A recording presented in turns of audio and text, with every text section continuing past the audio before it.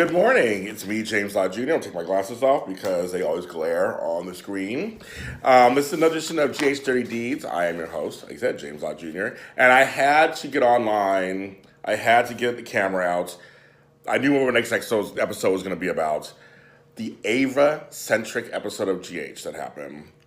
My, oh my. I have to tell you, it is amazing how Maura West can command a whole episode. I mean, everybody was good at it. I mean, everybody. It was good to see some Michelle Stafford and Jeannie Francis. I mean, the writing was amazing. Everything was so good and spot on. And I just couldn't believe but how well her acting. I mean, I've been a fan of hers since she was Carly on As the World Turns. And I remember when she won she won an Emmy for playing Ava. Years later, she came on. She went on stage. She said, "I'm paraphrasing, but how she got lucky. She thought she already had her first time, like her best time with her first role, and she got lucky to have a second role that's just tailor made for her." I have been such a fan of her work for so long, and she's been around for a long time, and she consistently is a masterclass in the soap world of acting. I thought it was a genius episode. These episodes can be either really big gimmicks that don't work and fall flat, and then sometimes can be really good. This reminds me, of course, of the Tony Geary episode years ago for The Intervention. This one, just some great surprises also. Seeing Megan Ward as Connie. Most people were saying, "Where's Kelly Sullivan?" Well, Kelly Sullivan's, she's doing her other stuff. She's busy doing stuff, but I loved Megan Ward as Kate and Connie. I loved her as Kate especially. And she looked fabulous. She looked so good. Because I was like, wait a minute, that's Megan Ward as Connie. Great. I just thought that was such a genius move. And thanks for bringing her back on the show.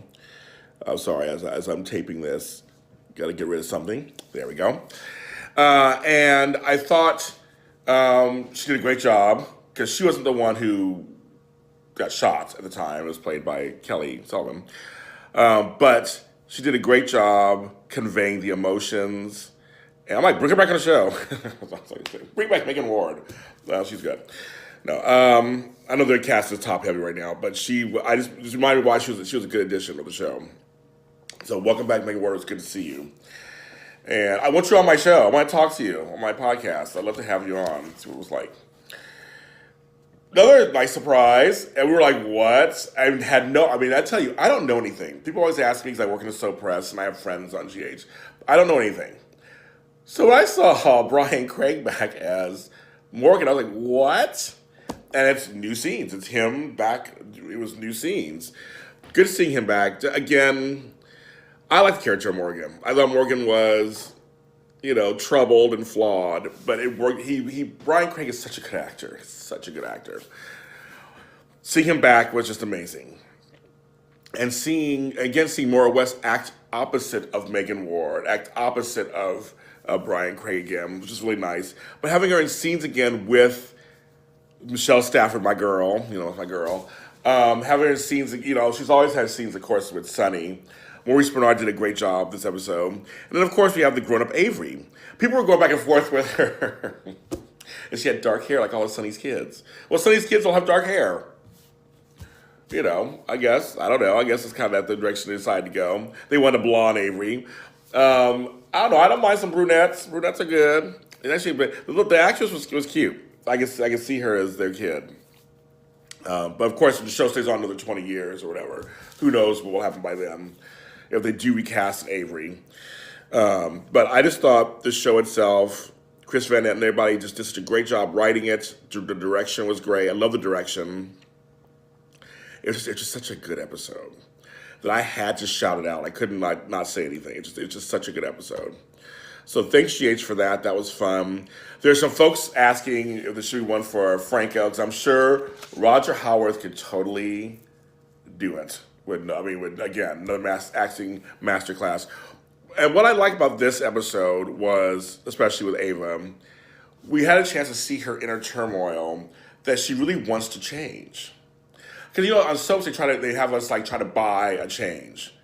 Now they're good, now they're bad, now they're good, now they're bad. This one actually is kind of answering fan concerns, and she's addressing them directly and saying, "Yeah, I did this. Yeah, I did this." But when she went off, and people were like none of y'all. She didn't talk like that, but that's how I look at what she was talking about. None of y'all can talk.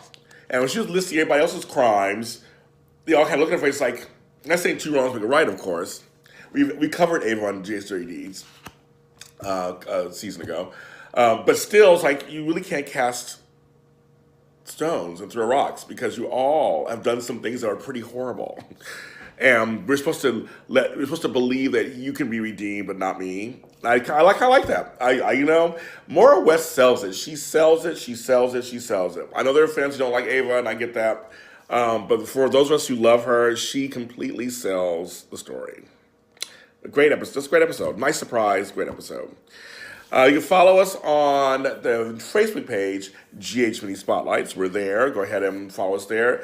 All these episodes are under the umbrella of the GH Mini Spotlight family. You can find us on YouTube. Of course, under GH Dirty Deeds. My page is JLJ Media. You can follow me at James Lott Jr. If you want to see a certain storyline or person featured on here, this show is more about the bad folks and the bad side of things. Let me know, and I will feature them on there. And when we get some guests on here, let me know who you'd like to see. I'm James Lott Jr., and I'll talk to you next time.